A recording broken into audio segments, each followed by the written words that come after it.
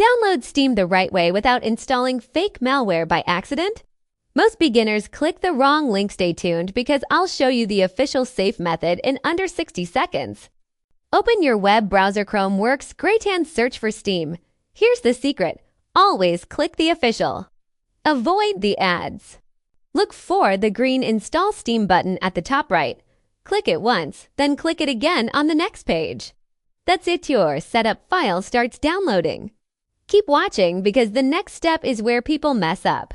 Go to your Downloads folder and open the file you just got. Click Next, choose your language. Then click Install.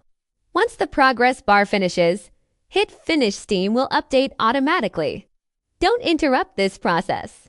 Now sign in with your existing account. No account yet? No problem. Click Create a free account at the bottom right and follow the simple email instructions. It takes 2 minutes and unlocks thousands of games.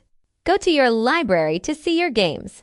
Or head to the store and search for free games like The Sims 4. You can start playing immediately without spending a dime. Like this tutorial.